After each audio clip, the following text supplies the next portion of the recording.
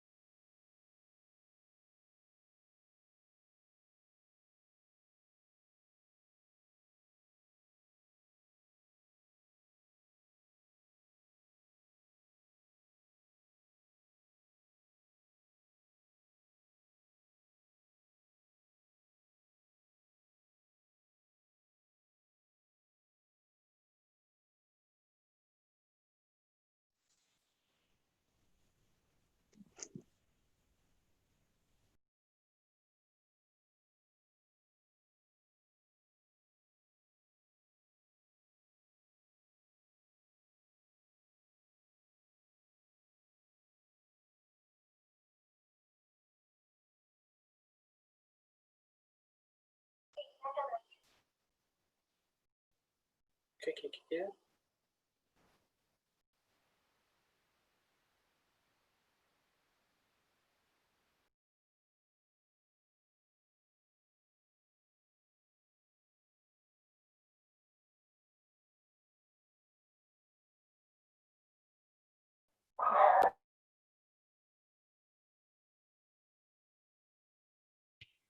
Hola chicos, ¿cómo están? ¿Me escuchan bien todos? ¿Cómo los trata la vida? ¿Cómo han estado?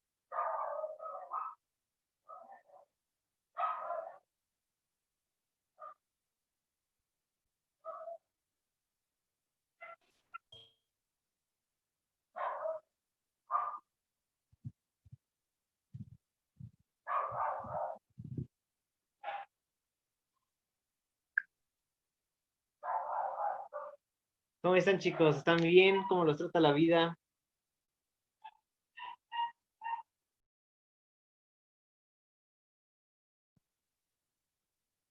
¿Cómo les ha ido en este tiempo?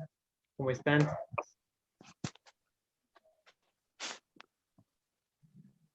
Yasmín, Kim, Fernanda, ¿cómo están? ¿Tienen activado su micrófono? Sirve que saludan al grupo. Hola.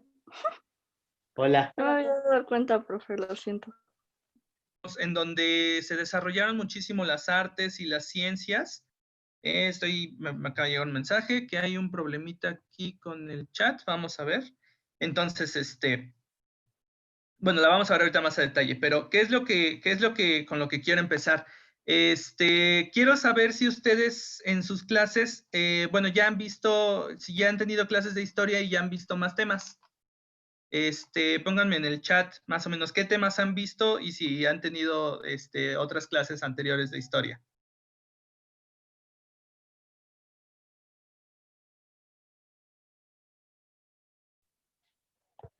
Pues mira, amigo, también en contexto rápido, la semana pasada se vieron las principales culturas, lo que es Mesopotamia, Ok, Egipto, este, China y la India, lo que es la ok. agricultura, más que nada como una introducción hacia esos temas. Entonces eso fue lo que se vio la semana pasada. No sé si llegaron a quedar dudas, pero como tal eso fueron lo que llegaron a ver. Ok, ok, muy bien, gracias. Ok, bueno, entonces vieron solo lo de las civilizaciones agrícolas. Egipto, Mesopotamia, la India, China, básicamente el inicio de la civilización. Ok, bueno, les voy a dar un panorama rápido porque el temario está algo apretado. Entonces nos vamos a tener que dar un saltote de tiempo. ¿Por qué? Porque de la época de los egipcios, las pirámides, de Mesopotamia, de digamos, las primeras civilizaciones de la antigua Grecia, nos vamos a tener que saltar hasta muy adelante, después del descubrimiento de América, después de la Edad Media, que es la edad de los caballeros, de los castillos, etcétera. A lo mejor ustedes han visto películas o jugado juegos o algo sobre eso. Nos vamos a saltar todo eso y vamos a entrar directamente a lo que se conoce como Edad Moderna. No sé si la clase pasada les dijeron las edades en las que se divide la historia. Tipo El Señor de los Anillos. El Señor de los Anillos es más bien una obra de fantasía, pero sí está un poquito inspirado en la Europa de la Edad Media.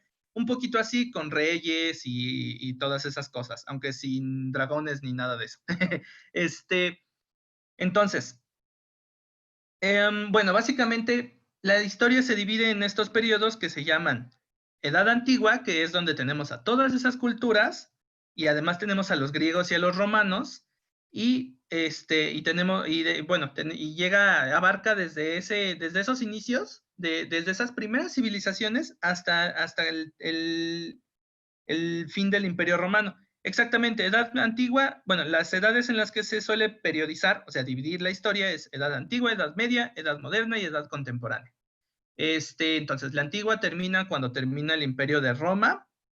Bueno, no lo podemos ver mucho porque realmente está súper apretado el temario, pero empieza esta edad, la edad media, que tampoco la podemos ver porque pues básicamente no, digamos, no, no es lo que sobre lo que les van a preguntar en su examen, ¿no? Aunque sea muy valioso saber más cosas sobre los romanos, la Edad Antigua, la Edad Media, etcétera, pues bueno, nos estamos concentrando un poquito en lo que les van a preguntar en su examen. Entonces, básicamente tenemos esta edad en la que termina cuando termina el Imperio Romano, y después tenemos la Edad Media, que es cuando se empiezan a desarrollar todos los reyes y los reinos, todos los reyes, se empiezan a desarrollar todos los reinos de Europa, todo lo que son España, Francia, Inglaterra, Alemania, etcétera, que empiezan a desarrollar, ¿no? Entonces, durante toda esta edad, pues tenemos como todas estas, cómo van surgiendo todos estos lugares. Y ahorita les comparto la pantalla, un segundo. Y bueno, al término de esta edad, ay, sí, no lo estaba compartiendo. Al término de la Edad Media, pues ya tenemos la edad, bueno, tenemos un suceso que se va a llamar Renacimiento. Creo que ese no lo hemos podido ver. No lo vamos a poder ver, perdón. No sé, creo que no se los van a preguntar mucho. Si no, después les puedo dar algunos recursillos, algunas cosas para que ustedes lo puedan ver. Ahora, necesito que me digan si pueden ver la pantalla, si pueden ver la presentación. Sí, profe, todo bien. ¿Sí se ve? Va. Muy bien. Perfecto. Bueno, entonces, las reglas supongo que ya, bueno, ya sabemos que vamos a estudiar historia, las reglas ya las conocemos. Bueno, pueden prender su micrófono un momento si tienen como algo, si tienen una duda que se me fue o si están teniendo problemas. Simplemente es la regla de no prender el micrófono, es para que no hablen todos a la vez, ¿no? Porque somos muchos. Entonces, muy bien. Bueno, entonces esto era básicamente lo que iba, los antecedentes, el Renacimiento. Entonces, En este periodo que se llamó Renacimiento, después de la Edad Media, hagan de cuenta que cuando cayó el Imperio Romano, los griegos y los romanos quedaron muy olvidados.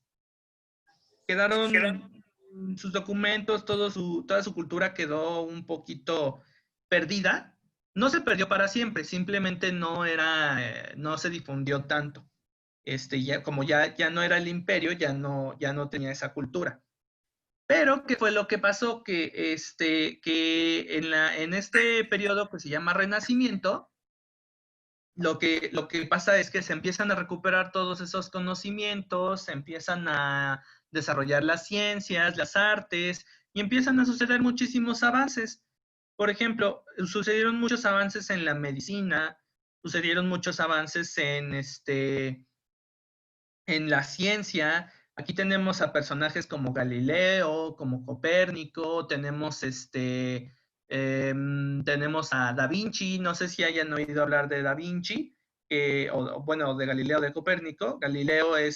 Copérnico es el que probó o empezó a discutir la teoría de que la Tierra no era el centro del universo, sino que giraba alrededor del Sol. Galileo defendió las ideas de Copérnico, y aparte Galileo, por ejemplo, inventó cosas como el telescopio. Galileo también estudió muchos movimientos muchos fenómenos de la física, cosas que de hecho a lo mejor ustedes ya vieron en sus clases de física. Ok, alguien no puede entrar a la sesión. Denme un segundito. A ver si podemos dejarle entrar. Y sí, la teoría heliocéntrica era la teoría que decía que la Tierra estaba en el centro del universo. Bueno, nada más que un pequeño detalle. Heliocéntrica va con... Pero sí es esa. Ay, no se puede ver el navegador al mismo tiempo que la presentación. Bueno, ahorita le mando un mensaje a Axel a ver si puede dejar entrar a la persona, a la alumna. Ya está dentro, amigo. ¿Ya? Perfecto. Sí, muy ya bien. acaba de entrar. Ok, perfecto. Bueno, entonces ya, sin problemas. Ok, bueno, entonces, durante el Renacimiento sucedieron todos estos cambios, todos estos avances, y pues digamos que Europa comenzó pues por eso dicen Renacimiento, porque volvió a nacer, volvieron a desarrollarse las ciudades, volvieron a desarrollarse las ciencias, las artes, la sabiduría, etcétera. Entonces, otro evento muy importante fue otro evento que se llamó la Reforma Protestante. Esta Reforma Protestante lo que hizo fue oponerse a ciertas prácticas de la Iglesia Católica. La Reforma Protestante la inició un sacerdote llamado Martín Lutero. Era un sacerdote alemán, y lo que se oponía era que algo que se llamaba el cobro de indulgencias. Y indulgencias era que la Iglesia Católica de ese entonces lo que estaba haciendo era construir una nueva basílica, la Basílica de San Pedro en el Vaticano. A lo mejor ustedes han visto en la tele o han visto o en películas quizá cómo es el Vaticano, ¿no? Es impresionante, es enorme. Entonces, para financiar esa construcción, la iglesia necesitaba sacar fondos, y una de las prácticas, digamos, más problemáticas que llevaron a cabo en ese entonces era que cobraban algo que se llamaba indulgencias, que era que les cobraban a las personas por decirles que salvaban su alma. Así tal cual, les decían, con un cobro el padre les daba un documento que decía que habían sido exonerados de sus pecados. Entonces, con eso se buscaba financiar la Basílica de San Pedro. Bueno, no era exactamente así, pero era un proceso muy polémico, al que se opusieron muchos sacerdotes de la propia iglesia, entre ellos Martín Lutero. Entonces, Martín Lutero se rebeló contra esas prácticas, y él lo que buscaba era reformar la iglesia, es decir, que la iglesia dejara de lado esas prácticas. Y aparte, él buscaba cosas como, por ejemplo, hacer la Biblia más accesible a todas las personas. para este tiempo ya se había inventado la imprenta. Entonces, con la imprenta, con el invento de la imprenta, pues él buscaba que además de traducir la Biblia a todos los idiomas, porque la Biblia solo la leían los sacerdotes y solo se leía en latín y nadie hablaba latín. Entonces buscaba hacer la Biblia como más accesible a todos, ¿no? A diferentes idiomas, para que no la leyeran solo los sacerdotes de la iglesia, sino que cualquiera la pudiera leer. Entonces, se generó esta nueva, no religión, porque es parte del cristianismo, pero pues esta parte del cristianismo que se llamó protestantismo. Y durante el siglo XVII, o sea, en los años 1600, como dice la canción, 1600, al inicio del, bueno, por ahí finales de 1500 y tantos, parte todavía de los años 1600, hubo muchísimas guerras y muchísimos conflictos entre los movimientos protestantes y los países, algunos países que dependían a la iglesia, al catolicismo.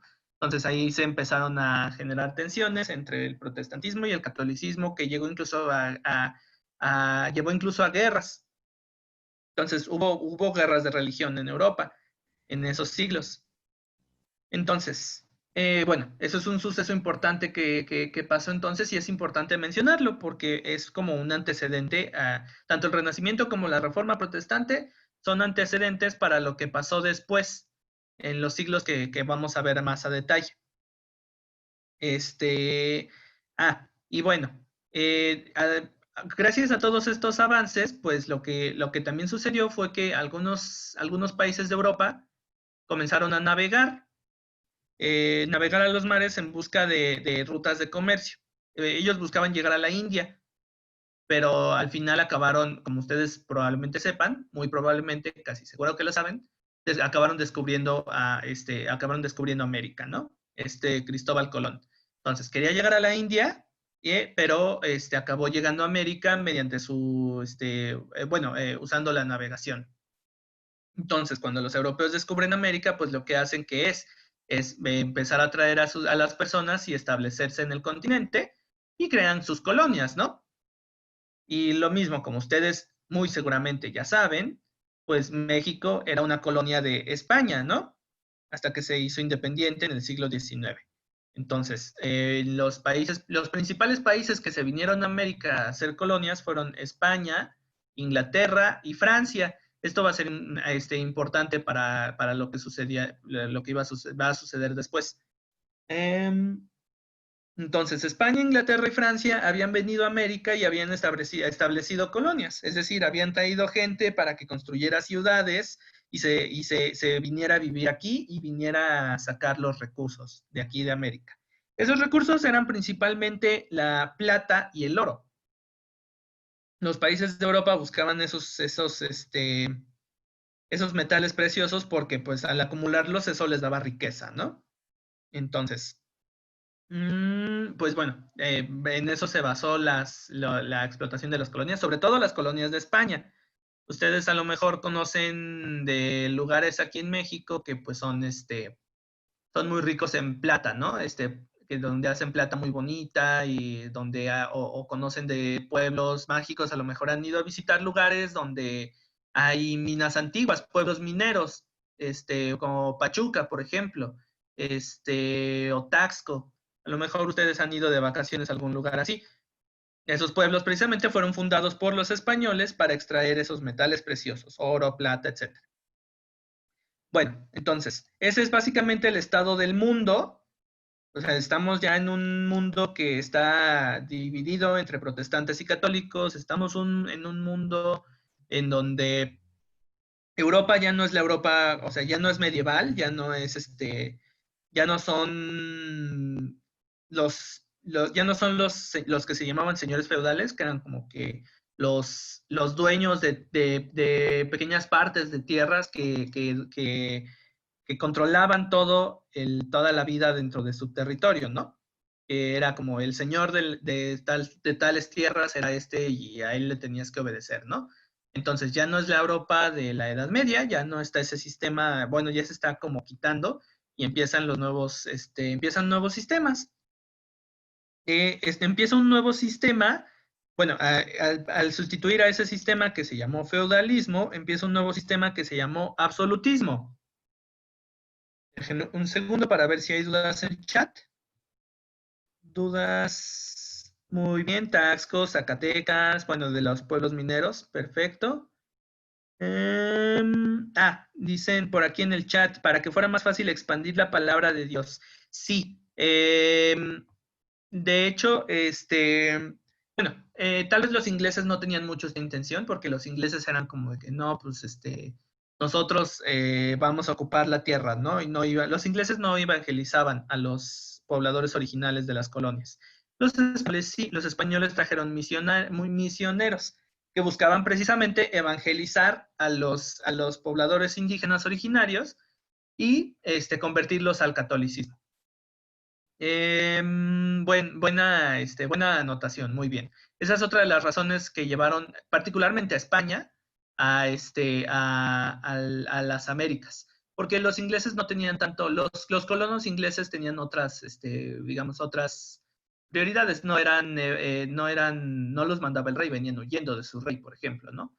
Y ya luego el rey se enteró de las tierras y bueno, ahí es una historia que no nos podemos meter mucho. Pero los españoles sí, porque también buscaban riquezas, ¿no? Pero entre otras cosas también buscaban evangelizar. Ok, buena anotación. Bueno, después de digamos, de estos antecedentes, pues el mundo que nos encontramos en el siglo XVIII es un mundo donde ya no existen estos lords, no sé qué, este señor de no sé qué pequeño reino con su castillo y sus tierras y todo, sino que ya se forman algo que se llama los estados-nación. ¿Qué es un estado-nación? Bueno, estado, así en mayúscula, como aquí lo podemos ver, Estado básicamente es un gobierno, ¿vale? Cuando hablamos del Estado, no hablamos que del Estado de Michoacán, que del Estado de Guanajuato, que del Estado de Nuevo León. Cuando hablamos de Estado por lo general en la historia, así con mayúscula y todo, hablamos de un cuerpo de gobierno. O sea, un grupo de funcionarios, de administradores, de recolectores de impuestos, de guardias o policías, etcétera, ¿no? El Estado moderno, o sea, el Estado-nación, que es un gobierno que representa a una nación, porque, por ejemplo, en el feudalismo, las naciones estaban divididas, ¿no? O sea, estaban estos señores feudales, que eran como, controlaban pedacitos chiquitos de todas las naciones, y como controlaban esos pedacitos chiquitos, no había como tal un solo gobierno que representara a toda la nación. Era como que, pues el representante de esas tierras es el lord no sé qué, de no sé dónde. El representante de las otras tierras es el otro lord, varón de no sé dónde y de no sé qué, ¿no? Así como con sus títulos. Entonces, el fin del feudalismo, pues, hizo que ya no sucediera, que ese sistema empezara que empezara a deshacerse y que surgiera un nuevo sistema llamado absolutismo. Y precisamente, como solo había un rey, ese rey concentraba todo el poder.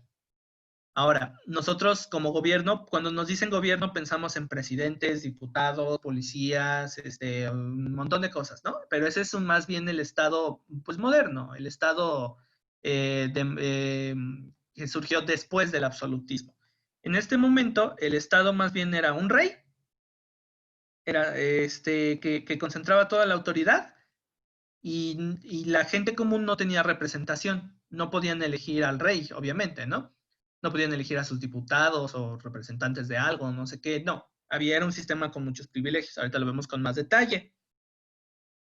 Entonces, era un sistema en el que todo el poder se concentraba en la figura del monarca y pues además el monarca le daba el título a sus descendientes y ejercía el poder de forma discrecional. ¿Qué significa esta palabra rara? Discrecional. Discrecional significa a discreción. Y esto de a discreción significa que básicamente hacía lo que podía hacer, lo que quisiera. No tenía como tal otro, digamos, no tenía algo que lo detuviera de hacer lo que quiera el rey, ¿no? O sea, se limitaba porque muchas veces los reyes buscaban ser populares, buscaban que los amara su pueblo, entonces a veces buscaban, a veces se limitaban las cosas que hacían, pero básicamente si ellos querían proclamar reyes o cambiar personas del gobierno o ir a la guerra con otra nación o lo que sea, podían hacerlo porque eran el rey, el monarca absoluto. Entonces, esa concentración de poder, pues por eso era discrecional, porque podían hacer cambios y actitudes a discreción sin que alguien le pidiera cuentas por ello, ¿no? Porque piensen ustedes en los reyes. ¿Cómo se imaginan ustedes los reyes? ¿Ustedes se imaginan a la gente pidiéndole cuentas a un rey así como se las pedimos a un presidente? Es decir, que la gente vaya y le diga al rey, no haces lo que, ok, denme un segundo. Que el pueblo le diga al rey, a ver, si sigues gobernando solo para ti, te vamos a quitar el trono. Pues no ocurría eso. Entonces, tengo aquí una duda, en el chat, absolutismo y feudalismo. Bueno, el absolutismo es parte ya de la Edad Moderna y el feudalismo es parte de la Edad Media. Siempre acuérdense de que Edad Media es sinónimo de feudalismo.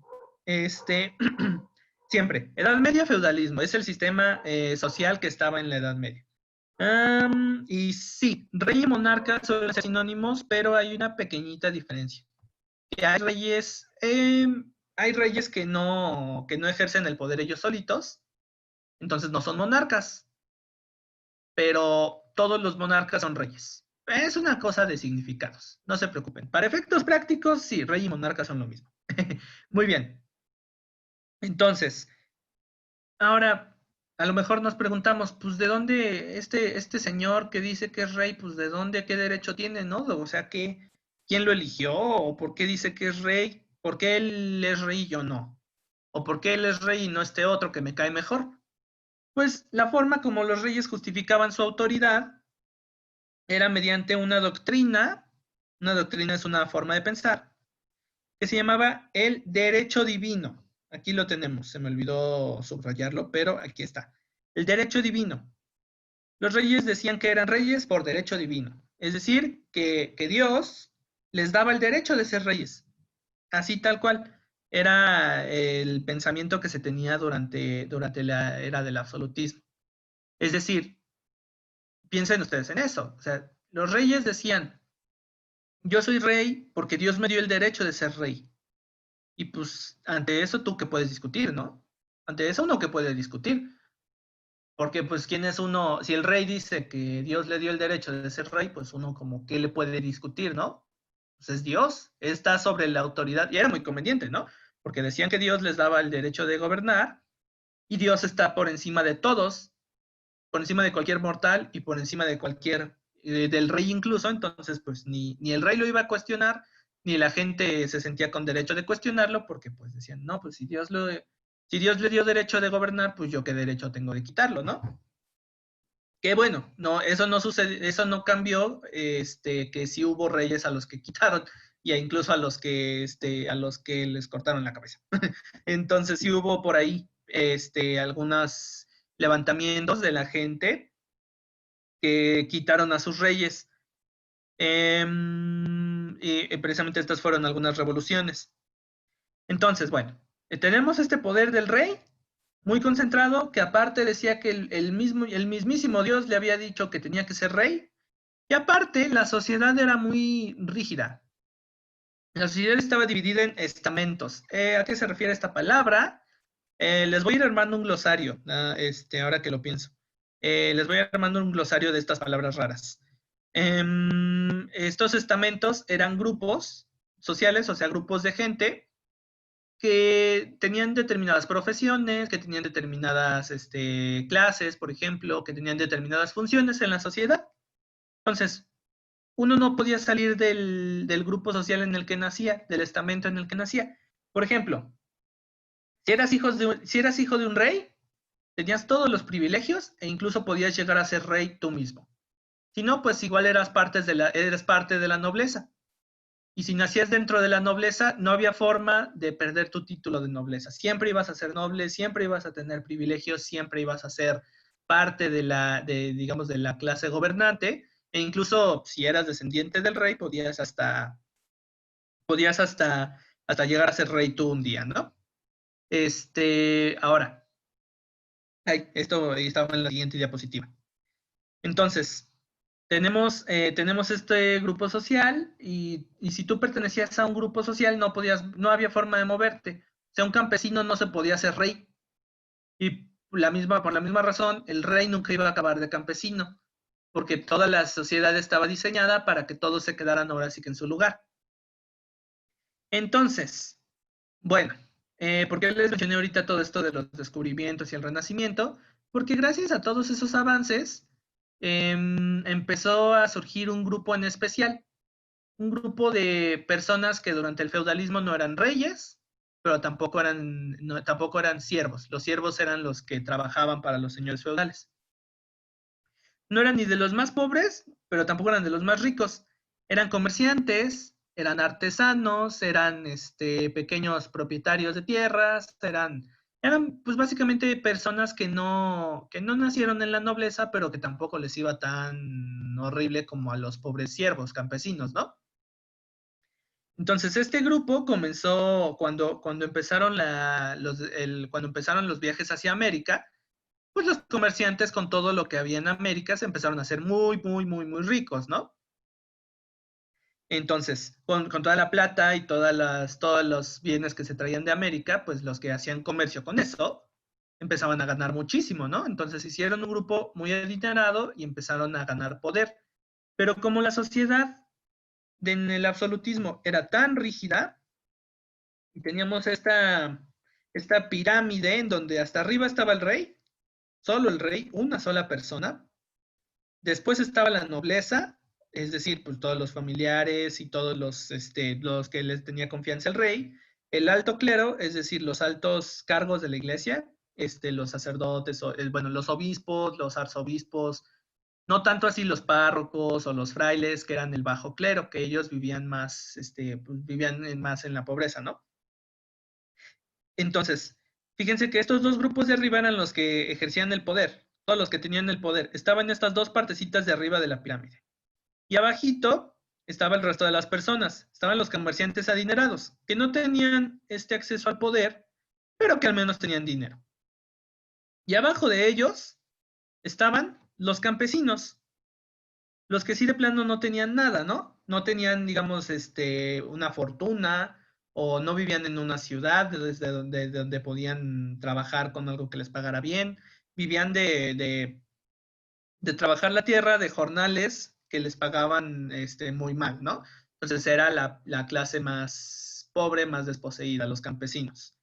Y, o sea, y aquí fíjense en la diferencia, ¿no? Porque este grupo que está abajo no está tan abajo porque pues al menos tienen su dinero, ¿no?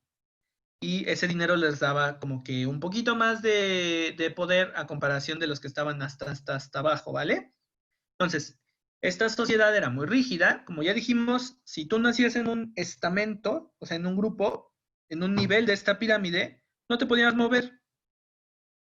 Bueno, no, no al menos hacia arriba, ¿no? Porque podría ser que un comerciante perdiera todo su dinero y acabara en la pobreza. Pero, digamos, por mucho que un comerciante fuera muy rico y muy capaz, nunca iba a ser rey, porque el rey solo heredaba el título a sus hijos, a su descendencia, ¿vale? Entonces, pues gracias al descubrimiento de América y gracias a otras invenciones como por ejemplo los bancos. Los bancos se inventaron durante el Renacimiento. Y bueno, ¿cuál es el chiste de un banco? A lo mejor ustedes se imaginan más o menos. El chiste de un banco es el prestar dinero y guardar dinero, ¿no? El prestar y el guardar dinero. A grandes rasgos, obviamente es un poco más complicado. ¿Tenemos dudas? Sí, si nacías pobre, te quedabas pobre. Bueno, estaba checando las dudas. Sí, exactamente. Esta rigidez de la sociedad significa que si nacías pobre, te quedabas pobre. Así. Era prácticamente imposible que que lograra subir al grupo de los comerciantes adinerados, o bien que incluso que llegaras a la nobleza o a ser rey, ¿no? De eso sí uno tenía que olvidarse. Ok, bueno, dijeron el feudalismo era de la Edad Media y les respondieron muy amables. Y bueno, entonces era la sociedad que teníamos, ¿no? Bueno, que tenían, porque nosotros ya no la tenemos tanto. Al menos no tenemos reyes. Entonces, bueno, esa era la sociedad y eso era el absolutismo. Ese era el sistema, ¿no? Y pues durante el absolutismo, como la burguesía ganó mucho poder, pero aún así no podían acceder a los altos cargos, ahora sí que a la parte de hasta arriba de la pirámide, no estaban muy contentos, que digamos, ¿no? Y bueno, sobra decir que los campesinos, pues tampoco estaban nada contentos, ¿no? Con toda su situación, con la situación tan, pero tan precaria en la que vivían. Ok, entonces, en este contexto del absolutismo y de todo, en este mismo siglo, surge la Ilustración. ¿Y qué es la Ilustración? Ahora sí vamos a hablar bien de qué es la Ilustración. Perdón. La Ilustración fue un movimiento intelectual y político. ¿A qué se refiere con un movimiento intelectual? A que fue un movimiento en el que se compartieron y se crearon muchas ideas. Es decir, fue un movimiento, ahora sí que fue un movimiento de ideas. Llegaron muchos pensadores con muchas propuestas nuevas, escribiendo libros, escribiendo algo que se llama tratados, que básicamente eran libros, donde proponían una idea particular, escribían obras de teatro, escribían novelas. Todos estos personajes, a los que se llaman los pensadores ilustrados, eran pues parte de ese grupo de la burguesía, ¿no? Tenían tiempo, tenían tiempo para dedicar al estudio. Y no solo al estudio, sino que a escribir y a investigar, a hacer libros, etcétera, ¿no? Incluso se juntaban y discutían sus ideas y todo, mientras tomaban cafés, era muy popular que fueran a cafés a discutir sus ideas. Entonces, todos estos señores lo que hacían era discutir sus ideas sobre cómo debía ser el progreso de la humanidad. Teníamos este sistema, el absolutismo, que ya estaba a su límite, ya estaba hartando a los sectores más bajos de la población, a los sectores más desposeídos y a los sectores que a pesar de tener dinero no tenían representación. Entonces empiezan a surgir estos movimientos. Surge un movimiento que se llamó enciclopedismo, que buscaba recopilar todo el conocimiento humano en libros, en enciclopedias, para poderlo distribuir entre la gente, ¿no? Entonces, eso ayudó a crear los ideales de la Ilustración también, y la Ilustración, pues lo que buscaba era que precisamente con conocimiento y con la razón se llevara a la humanidad hacia adelante. Ahora, a nosotros nos puede sonar como muy normal, ¿no? Sí, ¿no? O sea, si tú no usas la razón, pues no vas a ir a ningún lado, ¿no? Tienes que pensar las cosas. Pero digamos que en el absolutismo esta idea de que la razón era lo que iba a sacar a la humanidad adelante no era tan popular. Porque más que la razón, la sociedad de entonces veneraba un poco más, por ejemplo, la lealtad al rey o la fe.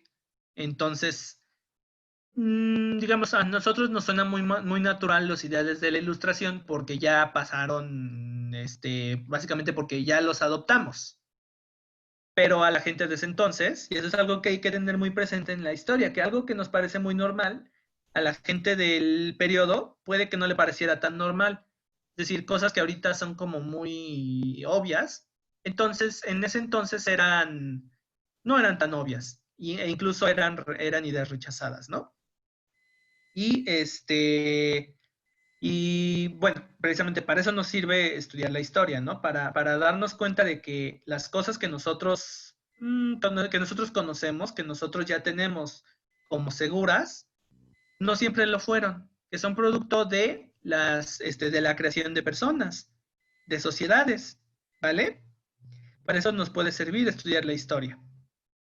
Entonces, estos personajes, los personajes ilustrados que escribían muchísimas cosas, difundían sus ideas y a veces hasta se metían en problemas con las autoridades, los representantes de los reyes, pues proponían digamos, este camino, ¿no? Iluminar el camino de la humanidad mediante la razón, usando la razón, y solo la razón. No, por ejemplo, buscaban esto de que la religión fuera la religión, pero que ya no tuviera que ver en el gobierno, ¿no? A lo mejor les suena esto de los liberales y conservadores, que lo vamos a ver después con Historia de México, pero pues básicamente se basaba en estos ideales, que la razón era la que debía llevar al gobierno y no la iglesia o los intereses de los reyes, sino que era la razón y la razón, pero, o sea, la razón a partir de, o para beneficiar al pueblo en general, ¿vale? Entonces, bueno, la ilustración surgió en Europa y ahí fue fue donde se regó como dicen, se regó como pólvora, es decir, se fue hacia todos lados de Europa, ¿no? Incluso llegó hasta América. Entonces, algunos de los personajes más ilustrados más importantes fueron Denis Diderot, que no está aquí en la imagen, porque no ocupo, pero Denis Diderot era un señor que buscaba precisamente el enciclopedismo, que lo que buscaba era crear una enciclopedia que recopilara, o varias enciclopedias realmente, que recopilaran el conocimiento humano para lograr llevar toda esa razón y ese conocimiento a las personas y que así pudieran ser libres. Tenemos a Juan Jacobo o Jean-Jacques Rousseau, que es este señor de aquí, de la izquierda, y este señor, como, bueno, era ilustrado y lo que buscaba también era que las leyes de las sociedades se establecieran mediante la razón. Es decir, que en vez de decir la ley es así porque el rey dice que es así, que la ley fuera la ley fuera racional. Es decir, que la ley estuviera basada en las personas que lo pensaran, que la pensaran. No sé si me explico con esto. Es decir, que las leyes no fueran arbitrarias, no fueran porque sí, sino que tuvieran una razón de ser. Que las leyes tuvieran un propósito y que esas leyes fueran adoptadas por personas libres, que podían pensar libremente. Cosa que no sucedía en el absolutismo, ¿no? Porque como ya vimos, al rey le importaba un comino lo que tú pensaras de sus leyes. Las acatabas y ya. ¿Vale? Entonces, la ilustración pues proponía algo muy, muy diferente, que es que las propias personas, usando su razón y su libertad, pudieran establecer las leyes bajo las cuales iban a vivir. Y el rey era el que tenía que adoptarlas si es que era un buen representante del pueblo. Cosa que pues es al revés, ¿no? No son las leyes del rey y tú te callas porque no eres el rey o porque no eres de la nobleza. No. Proponían algo totalmente inverso. Entonces, Rousseau, lo que él decía era que el ser humano era libre y bueno por naturaleza. Entonces, que como por naturaleza éramos libres, teníamos que buscar que nuestra sociedad nos hiciera libres, así como éramos en la naturaleza. Ahora, otro ilustrado, fue inglés, bueno, estos dos eran franceses, fue inglés, John Locke, que tampoco está aquí en las imágenes, pero John Locke lo que planteaba era algo similar. Lo que planteaba era que en vez de ser un gobierno absoluto, el gobierno fuera representativo, es decir, que las personas eligieran a delegados a otras personas para que representaran su voluntad. Que es algo muy, que bueno, es un ideal que supuestamente buscamos cumplir ahorita, ¿no? Que es el que nosotros podamos votar por representantes y esos representantes hagan lo que nos convenga a todos, ¿no? No nada más a nosotros en particular, sino a todos a toda la sociedad. Y otra cosa, por ejemplo, John Locke cuestionó esto del derecho divino. Decía, ¿cómo es que el rey puede gobernar porque Dios se lo dijo? ¿Cómo es eso, no? Ahora, alguien ahí en el chat ponía, pero si llegaba otro y decía que Dios le había dicho que ¿Qué tal que llegaba así un tipo cualquiera y decía, no, es que Dios me ha dicho que ahora yo debo ser rey? Bueno, no funcionaba tanto así. ¿Por qué? Porque ahora sí que para tener la aprobación de Dios, tenías que tener la aprobación de una iglesia. No era tanto que la iglesia te aprobara como rey o aprobara a los reyes como reyes, sino que la iglesia pues nada más era como que la que decía, sí, Dios quiere eso. Acuérdense que para el catolicismo el papa es el representante de Dios en la tierra, ¿no? El máximo líder de su iglesia. Y para el protestantismo, pues aunque no había una iglesia central en muchos lugares, sí la había en Inglaterra, por ejemplo. En Inglaterra uno de sus reyes, Enrique VIII, quería el divorcio y el papa católico no se lo quiso dar. Entonces, él lo que hizo fue separarse de la iglesia católica y crear su propia iglesia, una iglesia protestante llamada iglesia anglicana. Bueno, en parte fue para obtener su divorcio, pero ¿para qué quería el divorcio? Porque quería bueno, no se los puedo contar a detalle, pero este rey quería asegurar su poder, porque su esposa era española y bueno, eso lo hacía tener que servir a los españoles y eso era lo que no quería y por eso se quería divorciar y bueno, es todo un rollo. Lo importante aquí es que el rey de Inglaterra creó la iglesia anglicana y la iglesia anglicana es parte de la que, bueno, es la iglesia, bueno, no sé si es todavía, pero era la iglesia que coronaba a los reyes de Inglaterra. Es decir, como los reyes eran reyes por voluntad de Dios, según ellos, pues la iglesia, que era la representante de Dios, tenía que colocar la corona y darles el título de rey, ¿no? O sea, en el caso de los países católicos tenía que ser el papa y en el caso de los países protestantes, pues tenía que ser el líder de la que fuera la iglesia protestante, ¿no? Entonces, o sea, realmente el poder de la política, de los políticos, de los reyes, de los administradores, etcétera, estaba muy ligado con el poder de la iglesia, ¿no? Esto era sobre todo, era muy notorio en España, ¿no? Ahora, no sé si se han fijado que en muchas ciudades de aquí, de México, siempre en la plaza, bueno, en ciudades y pueblos, prácticamente en todos lados, en la plaza principal del pueblo o de la ciudad, tenemos por un lado el Palacio de Gobierno, ya sea Palacio Municipal, el Ayuntamiento de la ciudad, el Palacio del Estado, etcétera.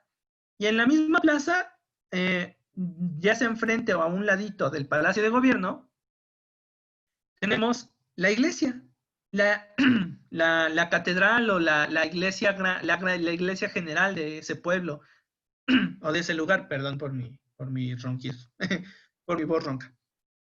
No sé si se han fijado en eso, que siempre en los pueblitos siempre tienen que siempre tienen esa característica. ¿Ok? Eso es precisamente por eso, porque el poder de la iglesia el poder de los reyes, perdón, necesitaba del poder de la iglesia. Estaban muy unidos el uno con el otro. Y esa era parte de las ideas que los ilustrados querían cuestionar. Es decir, no necesariamente iban en contra de la iglesia. Algunos sí, pero algunos otros solamente querían que el rey a lo del rey y el papa a lo del papa. ¿Ok? Ahora, sobre Enrique VIII, sí, quería otro bebé. Precisamente quería un bebé que no fuera de su esposa española. Pero pues la Iglesia Católica veía muy mal el divorcio, ¿no? Bueno, perdón, profe, si me salgo mucho, pero el internet está muy lento. No hay problema, traten de mantenerse conectados, o sea, con que ustedes estén intentando y se reconecten cuando puedan, aunque se desconecte su internet, no hay problema, ¿vale? Ya después, si de plano se perdieron una buena parte de la clase, al final vamos a dejar un tiempo para dudas. Entonces ustedes me pueden decir, se me fue el internet y la verdad no escuché nada de esta parte. Y ya lo checamos. Ahora, hay una preguntita por aquí. ¿Cuándo se creó la Carta Magna? Si mal no recuerdo, es 1216. Técnicamente la Carta Magna es parte de la Edad Media.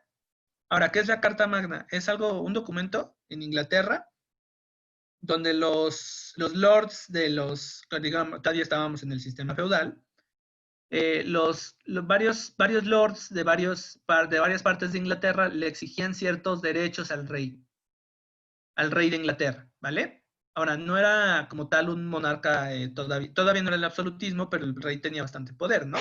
Entonces, al firmar este documento, la Magna Carta, el rey básicamente les estaba concediendo los derechos que pedían, y eso se considera un gran avance en lo que después fueron el sistema legal moderno, ¿no? En donde la gente ya tenía derechos garantizados.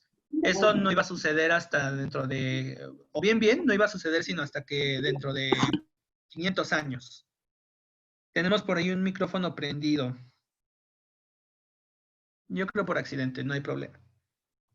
Bueno, entonces, a ver, vamos a pausar un momentito. ¿Dudas? Pónganme en el chat si tienen dudas o si vamos bien con lo de aquí o si hay algo que de plano no les quedó muy claro o que si no, o que no. Muy bien. Carlos Delgadillo. Muy bien, dinos, Carlos. A ver, quienes no tengan dudas, espérenme tantito para que los que tengan dudas puedan poner su duda y no se pierda. Muy bien. Carlos, por ahí decían, espere. Bueno, entonces nadie más al parecer. Vamos a darle un tiempito para que escriba su duda. Y mientras, bueno, entonces, pues como podemos ver era este sistema, es decir, los reyes no eran muy compartidos, que digamos, ¿no? Ni con su riqueza ni con su poder. Entonces, eso iba a ser un gran problema después para los ilustrados. Estoy pendiente del chat, no se preocupen. Ah, ok, aquí está. ¿En qué contribuyeron los personajes ya mencionados? Ok, Diderot, Rousseau, Locke y Kant. Ok, Diderot fue un enciclopedista, es decir, Diderot apoyó el proyecto de la enciclopedia. La enciclopedia era precisamente este libro donde se podía acceder a todo el conocimiento humano, ¿vale? Diderot fue un proponente de ese movimiento. Rousseau propuso escribió también obras en las que proponía que el ser humano era libre por naturaleza y que debía buscar su libertad en la sociedad. O sea, debía ser que el hombre era libre por naturaleza y debía hacer que sus leyes le dieran esa libertad. ¿Vale? Era también filósofo, escritor, etc. Ahora, John Locke era un señor inglés que cuestionó la teoría del derecho divino de los reyes y aparte también propuso un sistema de representantes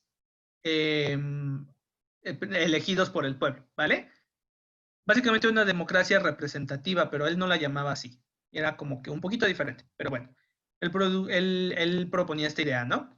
De que pudiéramos elegir representantes que le dijeran al rey lo que el pueblo quería. Ay, creo que no hablamos de Kant, de este señor, Immanuel Kant. Bueno, este señor Immanuel Kant ya fue como muy, ya llegó como muy tarde a la Ilustración, fue el último, ahora sí que de los últimos, si no es que el último, pero este señor es muy importante porque a este señor le debemos mucho de lo que son los derechos humanos. No nada más a él, pero él era un filósofo y se dedicaba mucho a la ética y a la filosofía política. Y a muchas de sus ideas, a la forma como él las escribió, le debemos mucho de lo que ahora pensamos sobre los derechos humanos. ¿Por qué? Porque él valoraba mucho la autonomía de las personas. En sus ideas filosóficas, lo más importante era, obviamente, la libertad y la razón, pero precisamente la libertad y la razón no podían existir si uno no podía crearse, ahora sí que si uno no podía crear reglas para sí mismo. Mediante la razón. Bueno, a ver, lo vuelvo a explicar mejor porque ya me hice bolas. Uno no podía ser libre si no creaba leyes mediante la razón, ¿vale? Es decir, si uno obedecía las leyes que alguien le daba sin ninguna razón, esa persona no era autónoma, era alguien que estaba sometido, ¿vale? Entonces, gracias a sus ideas sobre las leyes y las normas, se desarrollaron después muchas teorías como de la que después surgirían los derechos humanos. Les digo, no fue el único, también por ahí hay un documento muy importante que vamos a ver, no el documento, sino vamos a ver en qué consistió, que también es una de las bases para los derechos humanos, ¿vale? Entonces, básicamente todos ellos eran filósofos, pensadores que contribuyeron con sus ideas al desarrollo de la Ilustración. ¿Sale, vale? Ahora regresamos al chat, a ver si alguien más tiene dudas. ¿Hay un libro sobre Immanuel Kant? Sí, pero son muy complicados. Bueno, hay libros, bueno, los que él escribió son muy complicados. Y son bastante difíciles de entender, pero hay, bueno, cualquier libro de historia de la filosofía. No tengo ahorita una recomendación en concreto, pero pueden buscar un libro de historia de la filosofía y cuando buscan en donde, pues busquen básicamente a Kant en ese libro y ahí es donde se explican todas sus ideas, ¿vale? O por lo menos las más importantes. Hay uno de un señor, bueno, para José Antonio que preguntó. Hay un libro de un señor que se llama Ramón Shirao con X, que es un libro de historia de la filosofía. Estoy seguro que él explica a Kant de una forma muy accesible. Se mueve lo de arriba. Sí, no sé qué tiene mi computadora, que todas las barras de arriba, todo pestañea. Pero no se preocupen, a menos que no se vea la presentación, díganme. Creo que ya paró. Creo que es cuando abro el navegador para ver el chat. Pero no importa. Ya paró. Ok, entonces, los ideales de la Ilustración, ¿cuáles eran estos ideales? Todo esto de la razón, la libertad, las sociedades más, los derechos igualitarios, digamos, el no someterse a poderes arbitrarios, sino que vivir mediante leyes dictadas por la razón. Estos eran los ideales de la Ilustración. Entonces, todo este hervidero de ideas, sumado a la sociedad tan injusta y además a crisis económicas que las causó el despilfarro de las monarquías europeas. Despilfarrar es básicamente gastarse el dinero como si no hubiera mañana, ¿no? Entonces, tuvieron como consecuencia revoluciones políticas en Europa y en América. Es decir, la Ilustración surgió en Europa, pero no se quedó en Europa. Los ilustrados de América también llevaron a cabo muchos de los ideales de la Ilustración. Entonces, bueno, por ejemplo, en Francia hubo un rey, justo antes de la Revolución Francesa, que quería establecer colonias que más bien que estableció colonias en lo que hoy es Estados Unidos. En Luisiana, no sé si ustedes sepan que en partes de Canadá, por ejemplo, se habla francés, particularmente en la provincia de Quebec. Además del inglés, se habla francés. Eso es porque originalmente Quebec era una colonia francesa. Algunos países del Caribe, por ejemplo, como Haití, hablan francés, o bueno, más bien creol, que es una mezcla entre el francés y los idiomas nativos de allá. Eso fueron, digamos, a lo mejor ahorita no tenemos muy presente que los franceses estuvieron por ahí metidos en América. Bueno, nosotros como mexicanos sí, ¿no? Porque nos enseñan de las dos intervenciones francesas. Pero pues los franceses también estuvieron ahí. A los que conocemos generalmente son a los ingleses y a los españoles, ¿no? Los europeos europeos que vinieron por aquí a hacer de las suyas. Entonces, pues los franceses, por ejemplo, el rey francés invirtió mucho en una compañía, mucho, pero básicamente lo que hizo con su inversión es un poco complicado de explicar porque son muchas cosas de economía. Básicamente lo que hizo fue crear una crisis financiera, el rey, y le llevó a su país a la quiebra, a Francia. Esto sucedió en el siglo XVIII, en poquito antes de que empezara uno de los sucesos más importantes que vamos a ver. Entonces, este rey, por invertir a lo menso por la codicia, básicamente, de querer sacar más y más riqueza de sus colonias de América, en particular de una colonia que se llamaba Luisiana, que hoy es el estado de Luisiana en Estados Unidos, llevó a su país a la quiebra. Lo llevó a una crisis económica terrible. Y en esa crisis económica la gente no tenía ni para comer. Y el rey seguía viviendo en su megapalacio. En ese entonces, como los reyes tenían el poder, pues lo ostentaban, lo mostraban, ¿no? Creaban no. Mandaban construir estos palacios enormes y súper ornamentados y súper adornados y súper imponentes, ¿no?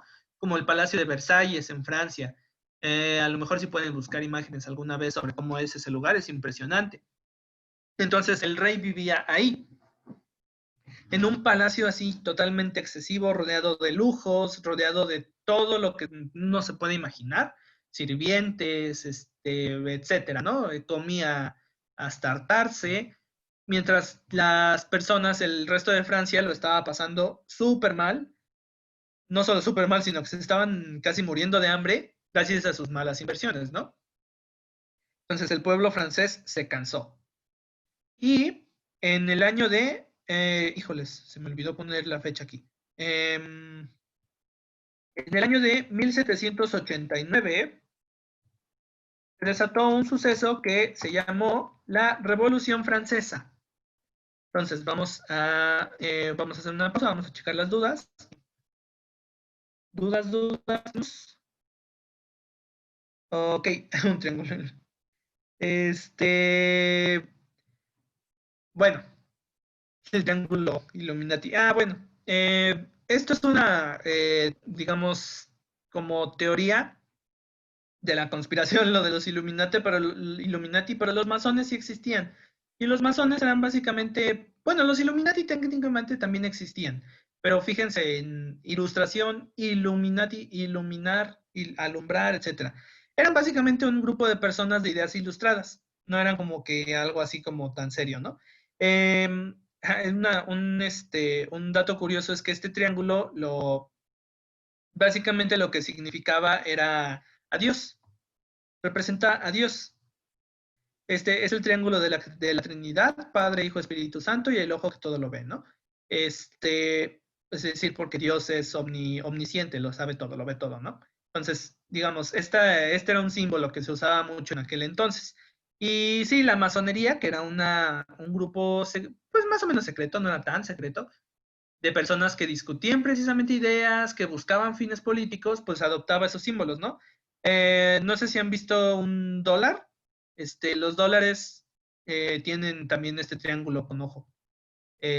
O como, no sé si han visto en la caricatura de Gravity Falls, que también el enemigo es un triangulito con ojo, ¿no? Es como un símbolo muy, muy popular. Pero básicamente no significa nada más que esto, más que lo hicieron masones. Bueno, participaron, era un símbolo, no que lo hicieron masones, sino que era un símbolo que adoptaron los masones, pero era un símbolo común entonces. Entonces, bueno, con las ideas de la Ilustración se desata la Revolución Francesa. ¿Y qué es lo que pasa? Que ante todas las medidas del rey, lo que en julio, quiero decir, sí, julio. Bueno, lo que sucede es que el pueblo de Francia lo que hace es buscar es protestar, empiezan a protestar por la falta de pan, ¿no? Y sucede un evento que se llama la toma de la Bastilla. ¿Qué es la Bastilla? Bueno, bueno, todavía existe, pero ya no con el mismo propósito. La Bastilla era una fortaleza, un fuerte, pero que servía para prisión. Y ahí era donde el rey mandaba a meter a todos los que hacían revueltas o lo cuestionaban o simplemente cometían o robaban comida o cometían algún crimen menor, ¿no? Ahí metía a presos de políticos, a presos de cualquiera, ¿no? Era la prisión donde se iban los que mandaba el rey. Entonces la gente conocía la prisión, sabía lo que significaba, ¿no? La prisión, lo que era la prisión del rey. Entonces el pueblo de París se rebeló y logró tomar la prisión. Precisamente, miren, sí, julio, 14 de julio, 1789. Entonces, aquí empieza la Revolución Francesa, y a pesar de que no lograron liberar a muchos prisioneros, pues el hecho de que le hubieran podido quitar la fortaleza al rey, por un lado, lo empezó a mostrar que la gente ya estaba cansada, y le empezó a mostrar a la gente lo que pasaba si se rebelaba contra el rey. Porque a pesar de que ustedes vean a estos respetables caballeros, sobre todo este Rousseau, muy con su peluca gris y muy bien vestidos y todos, tenían ideas como, por ejemplo, que el pueblo tenía derecho a quitar o matar a su rey si el rey no representaba los intereses del pueblo. Le llamaban regicidio a esto. Entonces, las ideas de la Ilustración, pues, se difundieron, y la gente comenzaba a pensar, ¿no? A pensar, sí, pues sí, si el rey no representa nuestros intereses, pues lo vamos a quitar, e incluso lo podemos hasta matar, ¿no? Para que ya no sea rey. Pues sí, ¿no? Muerto ya no puede ser rey. Más bien, ya no solo lo podemos quitar, sino que lo podemos matar para terminar con su reinado de una vez por todas.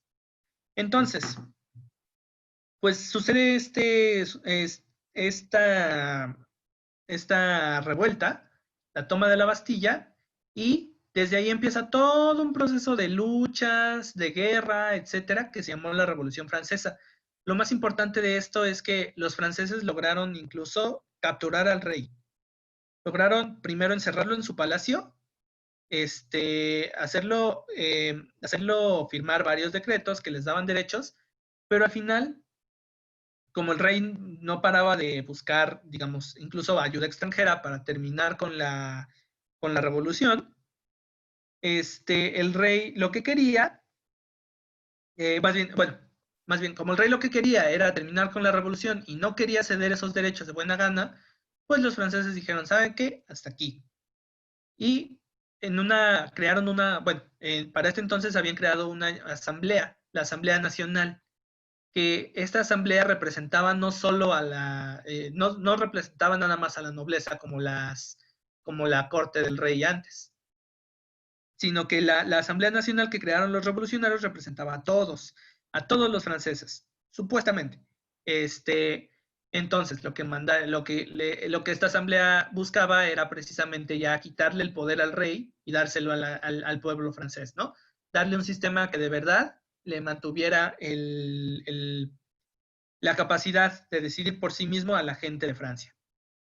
Entonces, esta asamblea, pues, decide que el rey debe morir por llevar ayuda extranjera, por ir a pedir ayuda extranjera a un estado que se llamaba Prusia, que hoy en día es parte de Alemania.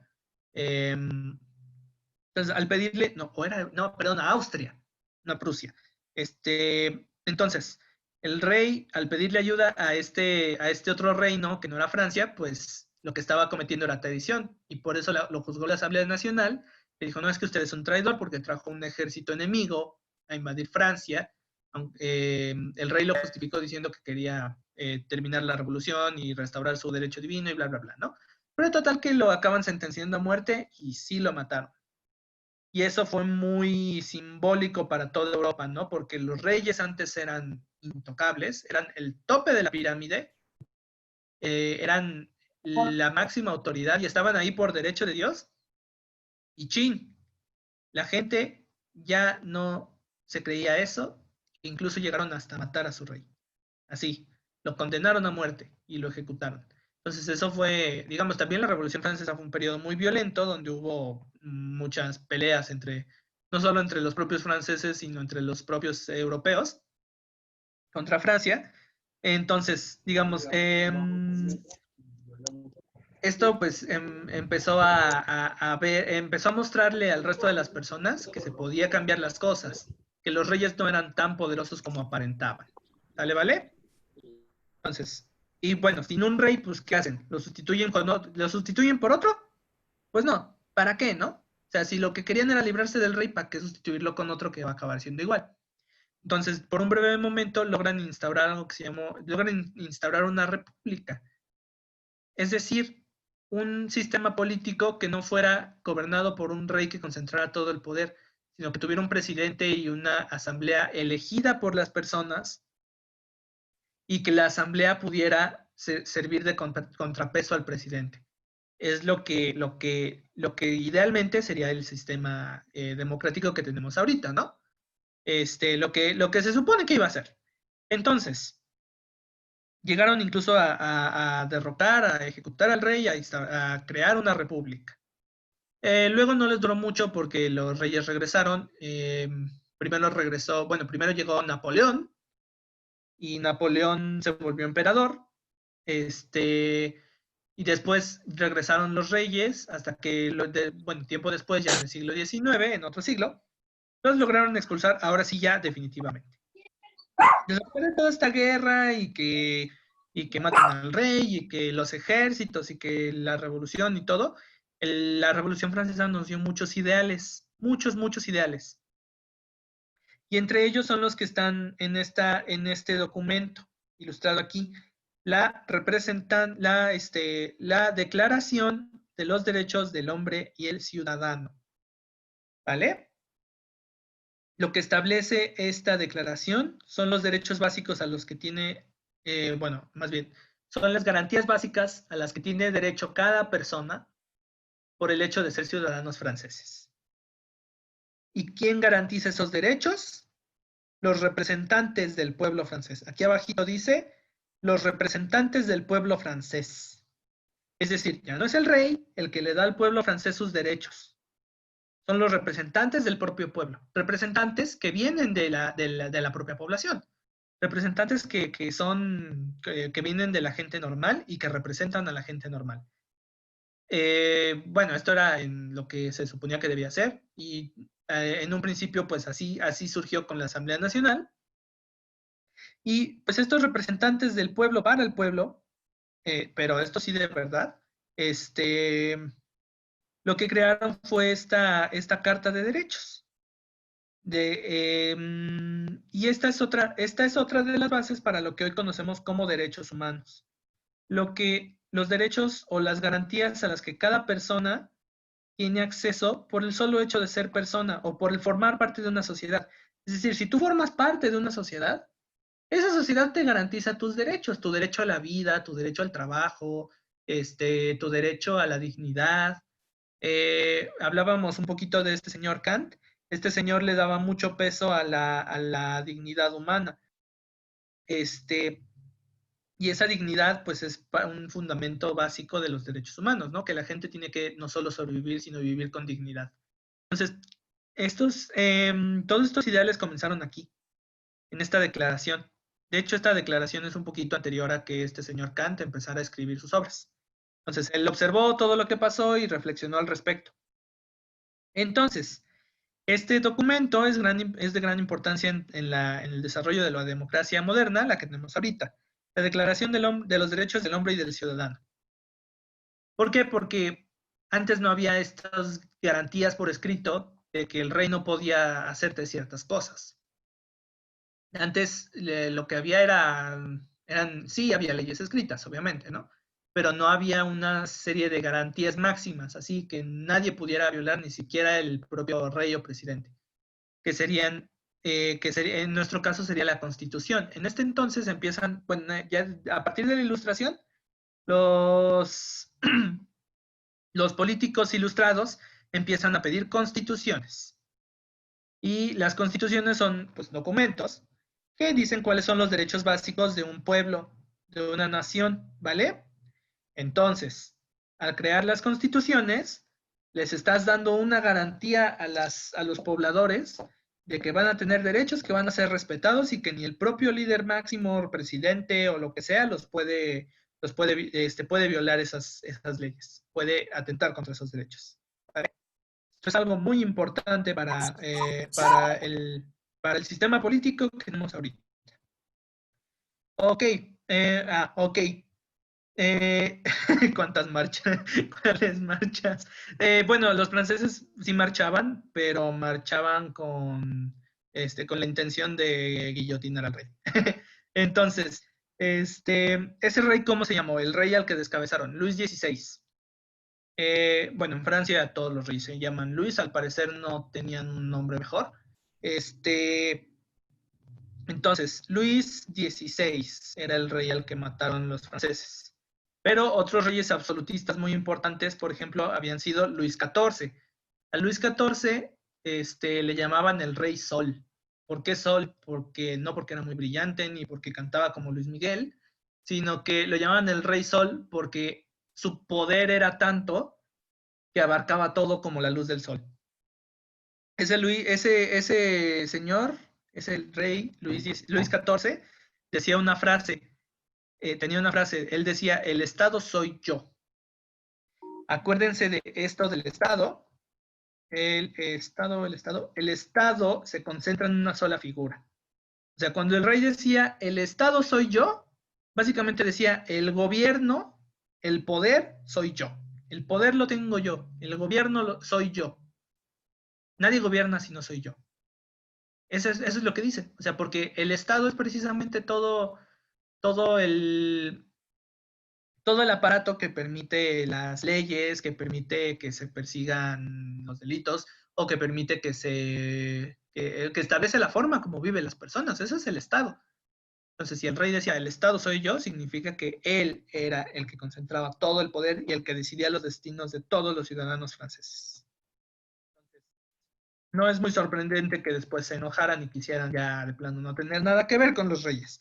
Hasta la fecha podemos todavía escuchar noticias que de la reina de Inglaterra, que del rey de España, que quizá menos, pero que de los reyes de Holanda, pero jamás vamos a volver a escuchar noticias del rey de Francia, porque Francia ya terminó con los reyes debido a esta tradición tan fuerte que tuvieron de la Ilustración. ¿Alguna vez se han preguntado por qué en Inglaterra y en España todavía el rey, pero en Francia no? Esta es la razón. Ok. Entonces, bueno, ¿y qué pasó en América? Porque dijimos que la Ilustración no solo se quedó en Europa. Como las naciones europeas pues, tenían sus colonias aquí, pues las noticias llegaban, ¿no? Y los libros llegaban. Toda la información llegaba a las colonias de América. Entonces, pues aquí lo que impulsó la Ilustración fue los movimientos de independencia. Bueno, todos yo creo sabemos lo que fueron los movimientos de independencia, no solo de México, sino del resto de las colonias, ¿no? Sabemos, por ejemplo, que Estados Unidos era colonia, que México era colonia, que todos los países de Sudamérica, Venezuela, Colombia, Ecuador, Perú, Chile, Argentina, Bolivia, eran colonias de los españoles. Brasil, por ejemplo, que era colonia pero de los portugueses. Me faltó mencionar a los portugueses, ahorita estábamos hablando de las naciones de Europa. Los portugueses pues se quedaron con una buena parte del continente, ¿no? Que es Brasil. Si ustedes ven un mapa, Brasil es enorme. Entonces, tenemos a las naciones europeas, ya habían creado sus ciudades, ya habían creado civilizaciones aquí, sus colonias ya habían prosperado, no habían sido un fracaso total y que abandonaran, ¿no? O sea, por tanto así que pues vivimos en las mismas ciudades que fundaron los colonizadores españoles, ¿no? Entonces, pues sus colonias fueron un éxito y se intercambiaban mercancías y noticias, ¿no? Entre la metrópoli, o sea, España, Madrid, y las colonias. Y, pues, empiezan a llegar los ideales de la Ilustración a las colonias inglesas, a las colonias españolas, a las colonias portuguesas, etc. Bueno, entonces, en 1773, después de, las colonias inglesas, en parte de lo que hoy es la parte este de Estados Unidos, es decir, la parte donde vemos, la parte que está, sí sabemos que es el este, ¿para qué lo explico? Entonces, en la parte este de Estados Unidos, en la costa, a lo largo de esa costa, existían las 13 colonias que fundaron los británicos. Entonces, Eso fue la base de lo que hoy es Estados Unidos, ¿no? Y en estas colonias inglesas hubo, antes de, bueno, durante este siglo, el siglo XVIII, hubo una guerra que se llamó la Guerra de los 7 Años. Y en esa guerra básicamente se estaban peleando todas las naciones de Europa. Todos se metieron. Ingleses, franceses, españoles, portugueses, prusianos, o sea, alemanes, rusos, todos se metieron. Todas las naciones estaban en guerra. Hay quien dice que la Guerra de los 7 Años fue la primera guerra mundial, de verdad mundial, porque no solo se peleó en Europa, sino que también se peleó en América.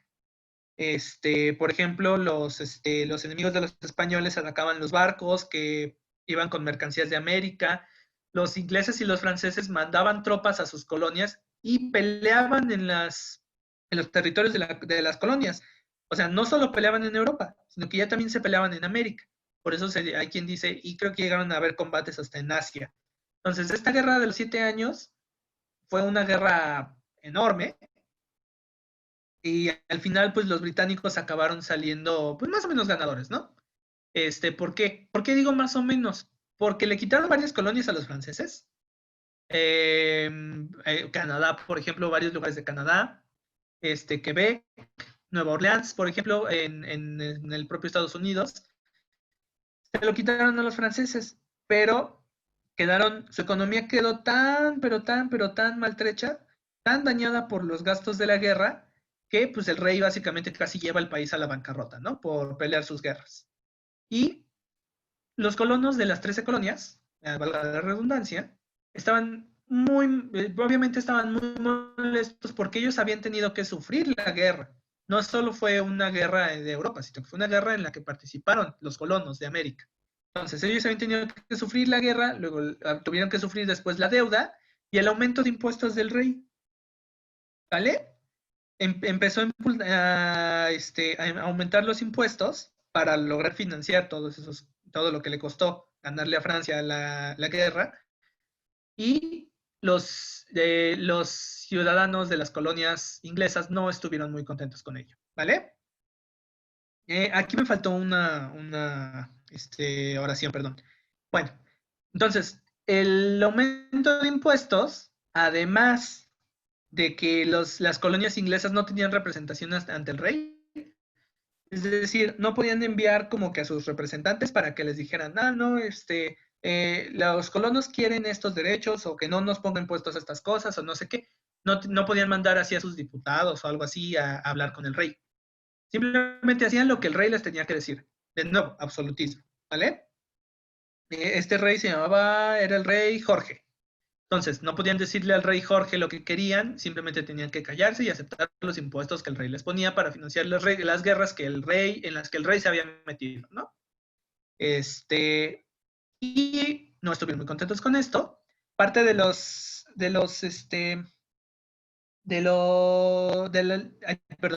productos a los que el rey les puso impuestos fue al té. Y como ustedes saben, o probablemente, a los ingleses les encanta el té. Así, les encanta. Colonizaron medio mundo para obtenerte. Bueno, no solo té, lo estoy diciendo de broma, pero sí era muy poderoso. Y de hecho era algo que les daba muchísimo, muchísimo dinero, el comercio del té. Entonces, pues los británicos, los colonos de las 13 colonias, bueno, sí, lo que hicieron fue hacer una protesta que se llamó el Motín del Té en la ciudad de Boston, y tiraron al mar las cajas de té con destino a Inglaterra para protestar los impuestos del té.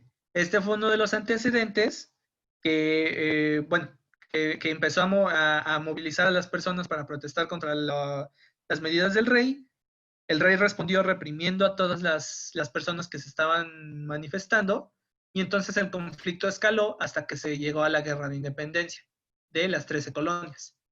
Y como todos sabemos, pues de esta guerra, de este movimiento, es que surge Estados Unidos, ¿no?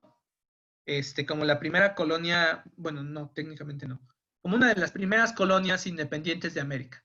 Algo que hay que notar es que no fue la primera. No fue la primera en rebelarse. Esa fue Haití. Pero bueno, nada más como dato curioso. Entonces, ¿por qué menciono esto? Bueno, porque es un suceso muy importante en la historia universal, pero también porque, por un lado, la Revolución Francesa y por otro lado, la independencia de las 13 colonias inspiraron a los criollos ilustrados de Hispanoamérica, o sea, de las colonias españolas, a también rebelarse contra el rey de España. Ahorita vamos a ver un poquito más de detalle de eso, vamos al chat para dudas. Muy bien. Dudas. ¿En qué se podría diferenciar una independencia y una revolución? Ok. Buena pregunta. La independencia es cuando un grupo de personas o una determinada nación o un determinado territorio busca quitarse el dominio de otro poder. Es decir, podemos tener una colonia que está bajo poder de los españoles y un movimiento de independencia lo que busca es quitarse ese poder de encima y poder determinarse a sí mismo. Pero una revolución no necesariamente es para lograr una independencia. Tenemos muchos ejemplos de revoluciones, incluso revoluciones que no fueron sociales o armadas, que no tienen que ver con independencia, ¿no? Es decir, en historia, básicamente revolución le llamamos a cualquier cambio radical que suceda. Puede ser un cambio radical en la sociedad, un cambio radical en la política, un cambio radical en la ciencia, o un cambio radical en la industria. O sea, es un cambio radical de cualquier cosa. Y ese cambio radical puede venir con una guerra, como muchas revoluciones armadas, o puede venir pacíficamente. Hay revoluciones que han sucedido pacíficamente, aunque han sido muy poquitas. O puede simplemente ser un cambio radical que no tenga nada que ver con la guerra, ¿vale? Entonces, una revolución de independencia es un tipo de revolución que el cambio que busca es el sacudirse de encima a un poder que está dominando un territorio, ¿vale? Entonces, esa es básicamente la independencia, la diferencia. Muy bien. Y sí, la Guerra de los 7 Años sí fue la campal entre todas las naciones de Europa, en serio, así, sí. Dicen por ahí que van a enamorar a una francesa guillotinando a un rey. Bueno, lamento decirles que ya no hay reyes en Francia, pero sí, a las francesas les gustan los ideales republicanos. Son mujeres muy revolucionarias. Entonces, bueno.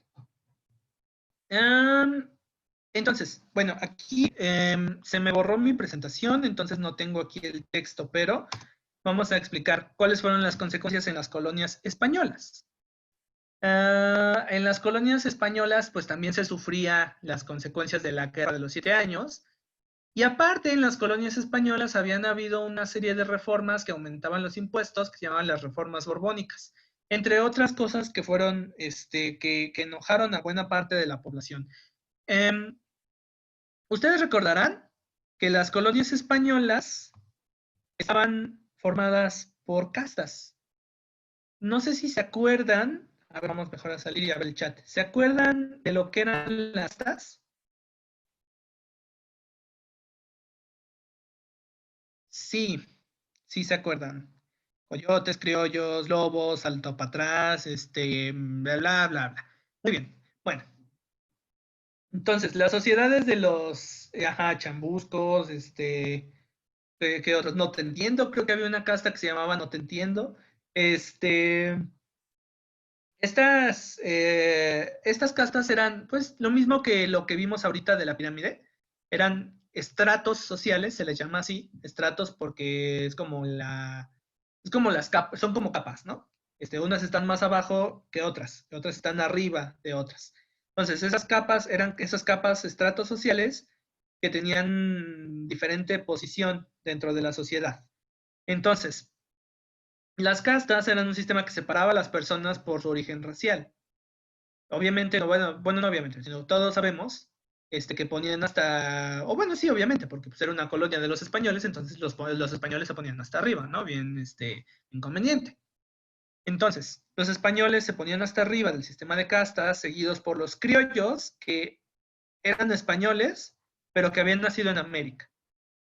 Es decir, era tan extremo ese sistema que no bastaba con ser español, sino que aparte tenías que ser español, nacido en España.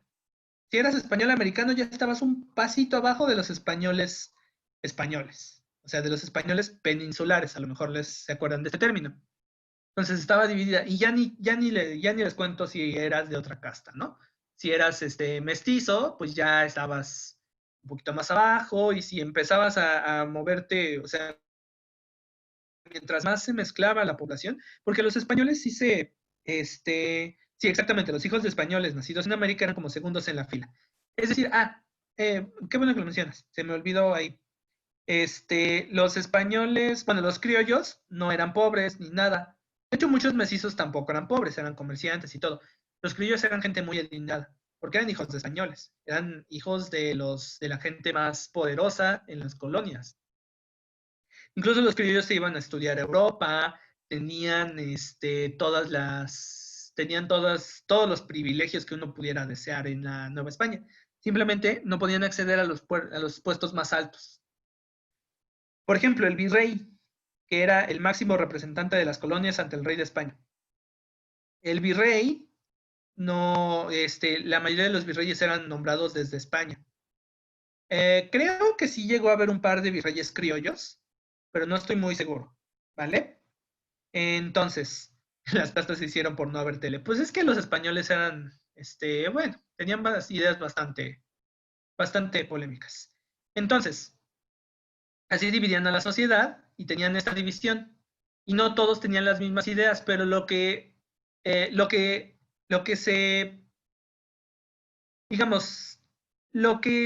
lograron hacer los españoles, los muy brillantes, lograron hacer enojar a todos. Es decir, con la crisis económica lograron hacer enojar a los criollos, aparte de no darles poder político. No. Lograron hacer enojar a los sectores indígenas que ya habían creado rebeliones anteriores al movimiento de independencia. Entonces, lograron hacer enojar a todos. Y lograron hacer que todos despreciaran al rey de España. Este rey, a lo mejor le suena su nombre, Fernando VII, también tuvo aquí que ver Napoleón, porque pues básicamente Napoleón invadió España y el rey huyó, y le dijo, lo que hizo fue dejarle el trono de España al hermano de Napoleón. Entonces, y este rey era un rey absolutista, Fernando VII, era de los más, de los absolutistas más necios de Europa, ¿no? Entonces, cuando llegan los franceses a España, las colonias de América no quieren someterse al gobierno representante, al gobierno que está sometido a los franceses, y hacen como que sus propias juntas para gobernarse a sí mismos en lo que regresa el rey, ¿no? Pero después este rey reacciona de una manera, Fernando VII reacciona de una manera muy, demasiado represiva y violenta, ¿no? Entonces lo que logra es, sí logra sofocar los movimientos de independencia, pero gracias a su, pues, digamos, ineptitud, pues logra hacer que los criollos se acaben hartando de él y declaren la independencia.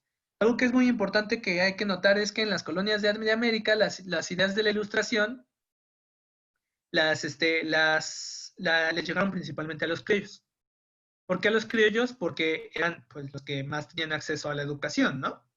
Porque tenían los mayores privilegios. No en todos casos era así. Por ejemplo, Vicente Guerrero era un ilustrado y él no era criollo. Hidalgo sí, Morelos también, pero Guerrero no era criollo. Guerrero sí era mestizo. De hecho, tenía ascendencia, era afrodescendiente, si no mal recuerdo. Es decir, había excepciones, ¿no? Pero finalmente eran la mayoría de los que buscaban los ideales ilustrados eran los criollos. El resto de los sectores de la población solo querían, digamos, no pasar las condiciones de hambre tan extremas que tenían, ¿no?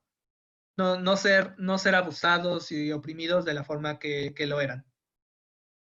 Entonces, aquí se da como que una cosa muy curiosa, ¿no? Que es que los ilustrados, pues, terminan haciendo la independencia, pero, digamos,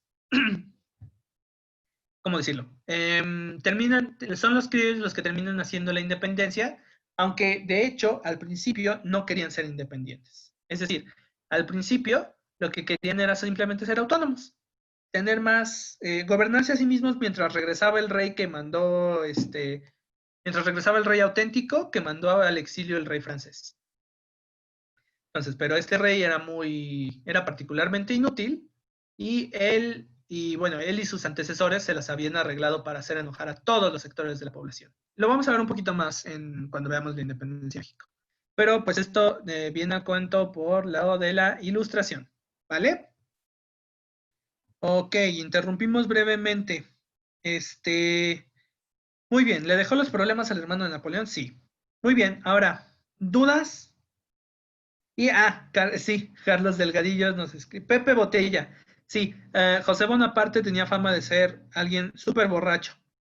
Tenía fama porque en realidad él era abstemio, no tomaba.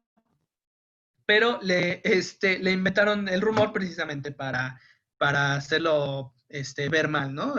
Porque pues no querían al rey francés en España, ni en América. Muy bien, todo entendido. Perfecto. Muy bien, aquí sí hay una duda.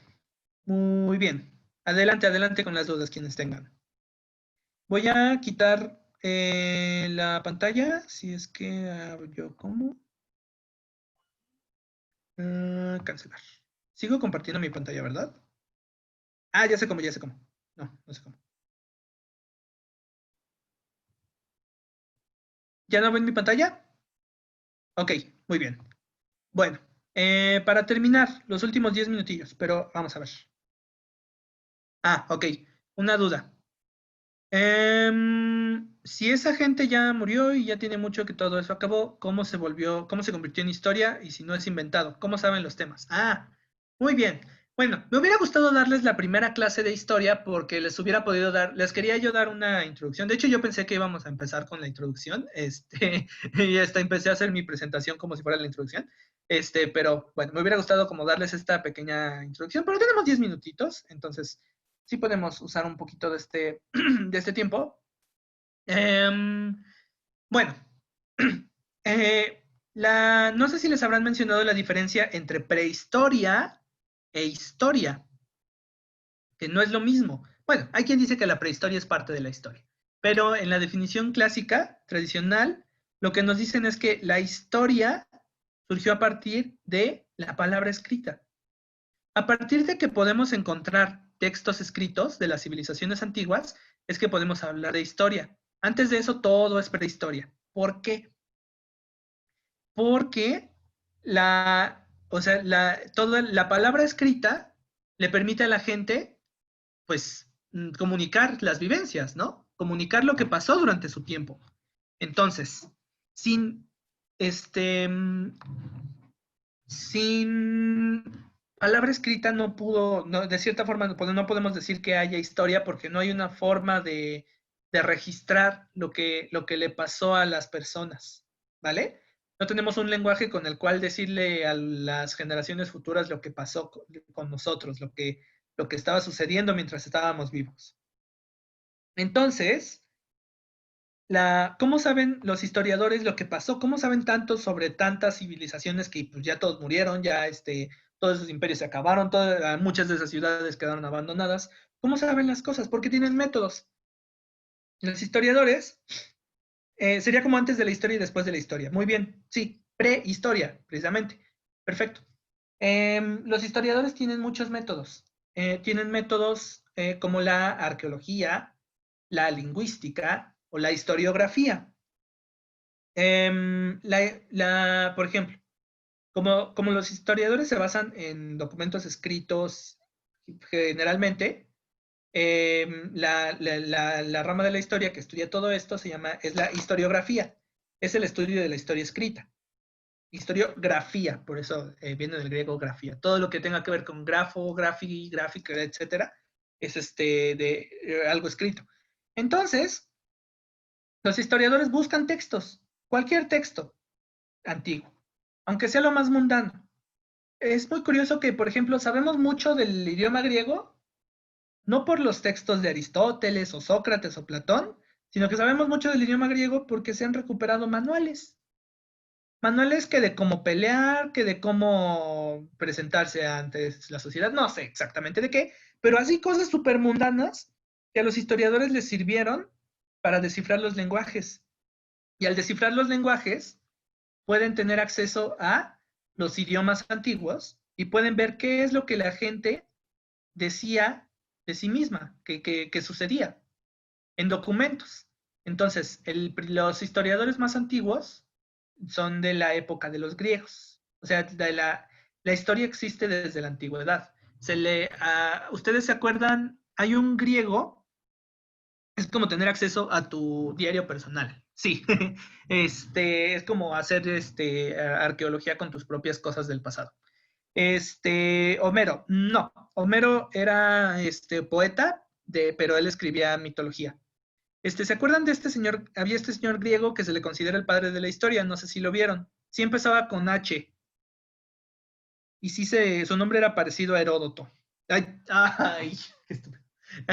Su nombre era parecido a Homero, era Heródoto. Me confundí, se me cruzaron los cables, disculpen. Ok, bueno, se le considera el primer historiador, Heródoto. No, sí es con no. Estoy casi 99% seguro, pues ya me metí la duda. Bueno, no importa. Señor, Hipócrates, no, Hipócrates es al que se le considera el padre de la medicina. Bueno, este señor Heródoto lo que hizo fue registrar lo que los griegos contaban, las historias que los griegos contaban de su pasado en su época. Este señor vivió en la época de Atenas, es decir, cuando era el máximo poder. No, Sócrates era filósofo. A él se le considera uno de los principales, bueno, no el padre de la filosofía, pero sí uno de los mayores filósofos. Entonces, Heródoto escribió una obra, los 9 libros de la historia. En ese entonces los libros no eran como ahorita, en ese entonces eran pergaminos, eran más cortitos. Entonces, en esos libros recordaba sucesos muy importantes, como las guerras que tuvieron los griegos con los persas, o todos los conflictos que tuvieron los griegos entre ellos.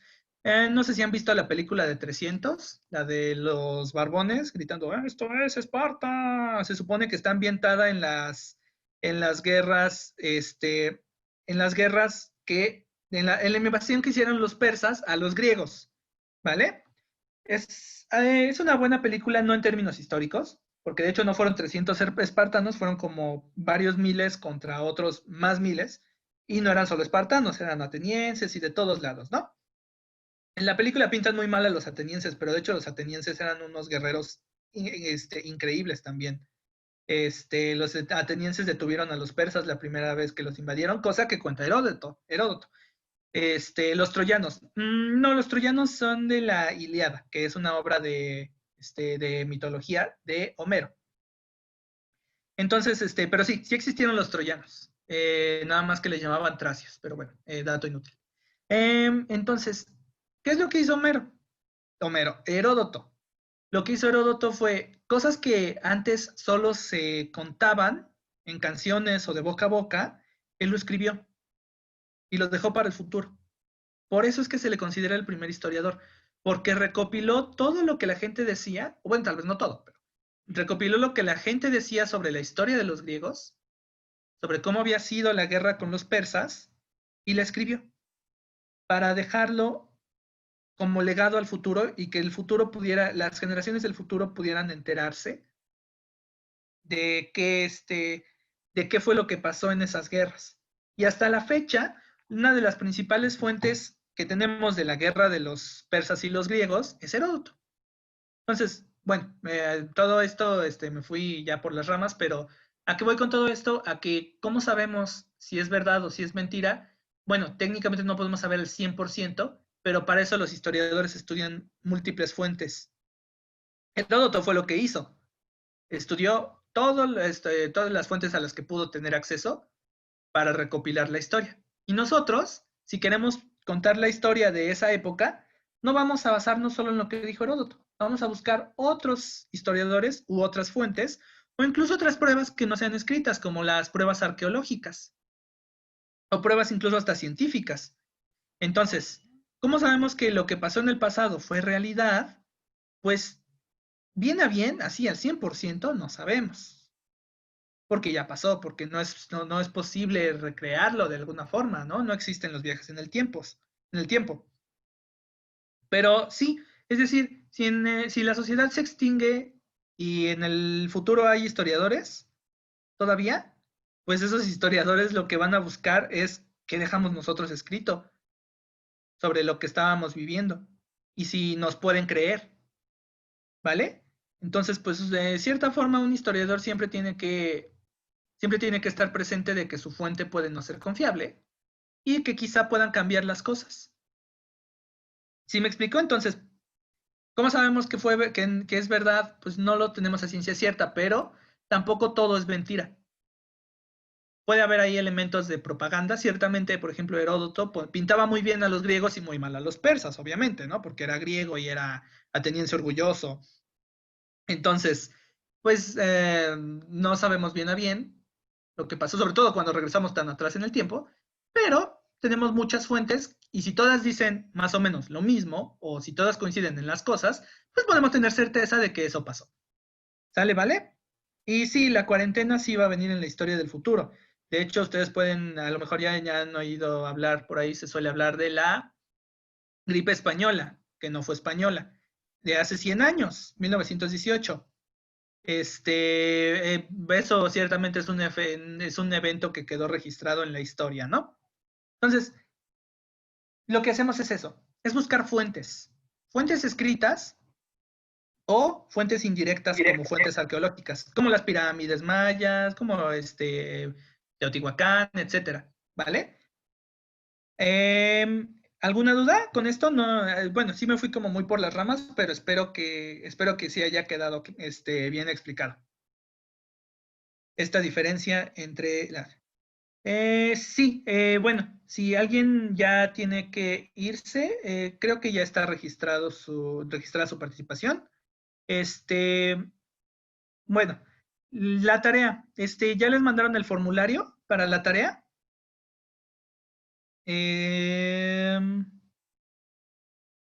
¿Ya les compartieron el formulario? Muy bien. No, cuando acaba la clase. Ok, denme un segundito, lo tengo aquí. No sé si lo manda Axel o si los tengo que mandar yo, pero por si las dudas, pues yo creo que se los mando yo. Ok. Ay, no. Google Play no. Google Drive. Bueno, básicamente les explico cómo van a ser las tareas. A lo mejor ya están, ya están familiarizados a lo mejor. Van a ser 5 preguntitas nada más. Tienen 2 días para resolverlas. Las pueden resolver incluso desde su teléfono. Y lo pueden resolver así en línea. Yo recibo sus respuestas y todo. Nada más tienen que poner pues su nombre y sus respuestas. Y ya. O sea, son solo unas preguntitas, ¿vale? Y es todo en línea. Nada más déjenme compartírselos. Obtener enlace. Ay, es que todavía no le sé muy bien a esto. Estoy como esos profes que no saben prender el proyector. Ay, Dios. Un momentito, por favor. Si no, se los mando... Ah, no, se los tengo que mandar... Perdón. Se los mando por WhatsApp. Sí, ok. Entonces todavía no. En un momento se los mandamos. Es junto con la clase grabada, ¿vale? Bueno, entonces, ninguna duda sobre la tarea ni sobre la clase. Perfecto. Bueno, chicos, su asistencia queda registrada, yo creo, aquí. Y bueno, pues nos vemos la próxima semana con el próximo tema, que va a ser la Revolución Industrial y el siglo XIX. Hasta luego. Cuídense. Muchísimas gracias, profesor, por todo su apoyo. Su clase me gustó muchísimo. Muchas gracias. Platica de un buen de cosas bien interesantes que ojalá chicos que puedan anotar todas esas cosas en las que él dice que se va de la tangente son en verdad unos soportes muy importantes para comprender la historia. Es muy bueno tenerlo por acá, profesor Eduardo. Nos vemos la Muchas próxima gracias. semana y bueno, estamos en contacto para cualquier duda, chicos. Ya saben, el profe ya se encuentra en el grupo de WhatsApp. Si llegan a tener alguna otra duda, le pueden preguntar por ahí Ujú. para que también él les ayude como a responderlas. El profe puede enviar ya sea en texto o de manera privada, si es que así lo desean. Materia, por favor, chicas y chicos, ¿vale? Sí, claro, cualquier Profesor, duda en el muchísimas gracias grupo. por viendo la próxima semana. Bueno, hasta luego, chicos. Hasta luego, Zoraida. Hasta luego, Eduardo, bye. ¿Dónde está? No estoy muy acostumbrado a Zoom. Ok. Bueno, me quedo un ratito por si los alumnos tienen algo o ya me voy. Bueno, no, ya.